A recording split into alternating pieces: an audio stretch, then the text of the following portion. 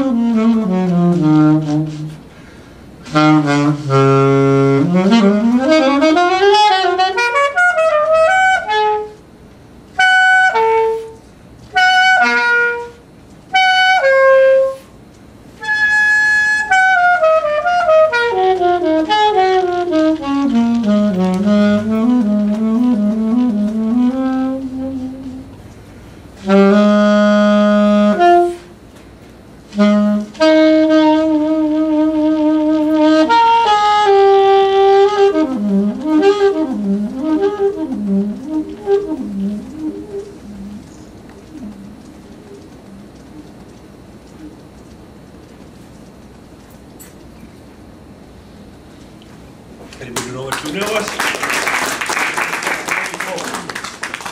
That was an old standard, Body and Soul.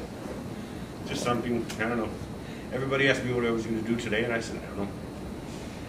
But I like to start off usually trying to play a little bit and show you what I do if you don't know who I am or what I've done, or which I don't blame it, but if you don't know what I've done, at least it gives you an idea of what's into it. We were discussing something a little bit earlier, is why everybody that has the same kind of horn sounds different. And basically that's my sound. That's what I sort of like to do. That's the way I sound. But if I want to, let's see.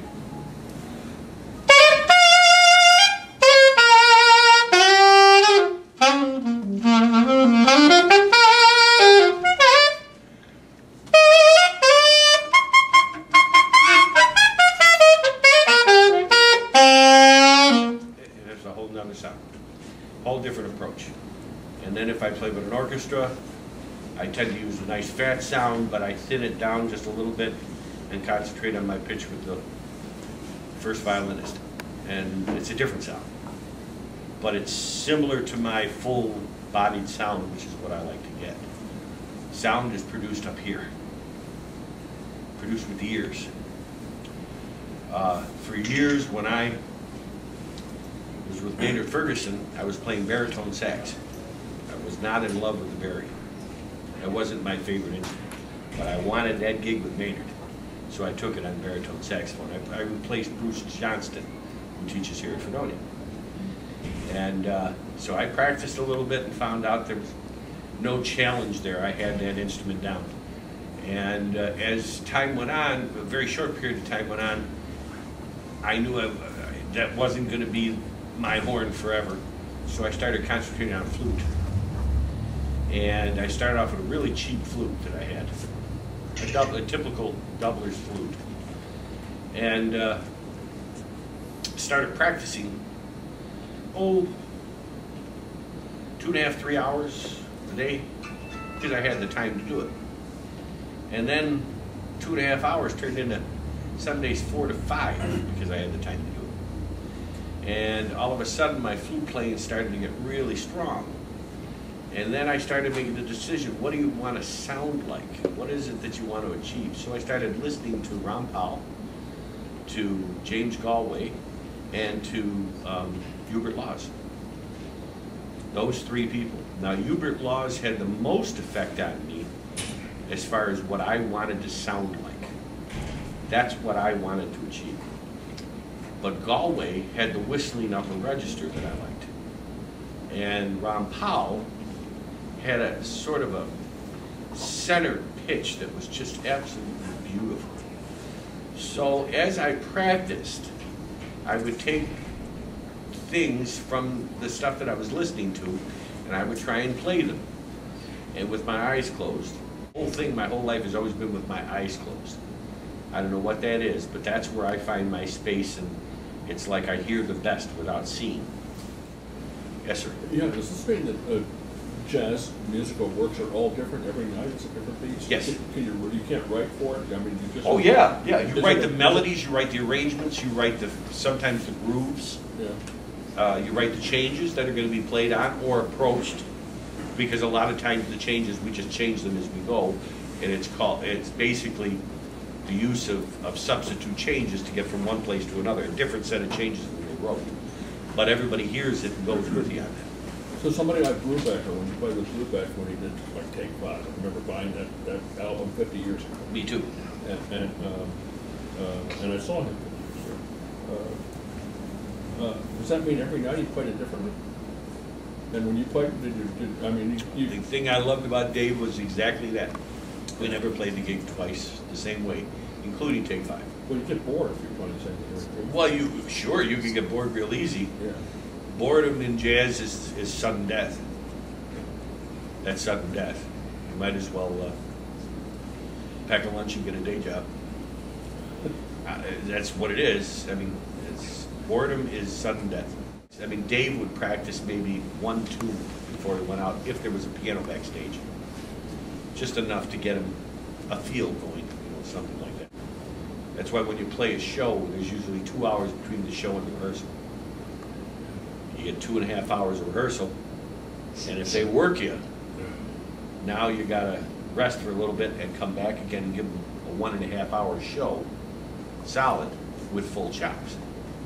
Actually, more chops than you use at rehearsal. That's why a lot of times if you go and listen to a symphony, my first experience in this was with London Symphony, that I actually noticed it, and now I notice it in almost everyone that I play with. When you go to rehearsal, everybody plays rehearsal level. Rehearsal, it's time to rehearse. It's time to get the notes, the arrangements, and the roadmaps all together. There's no question about the player's ability to play the music, so why are you pontificating all of these little articulations that they, no, leave them alone. We went through it, you can hear they understand what to do. Now when you get to the gig, they go to performance level. It's a whole different thing. It's scary when you're with the London Symphony, I'll tell you that. It's absolutely exquisitely beautiful.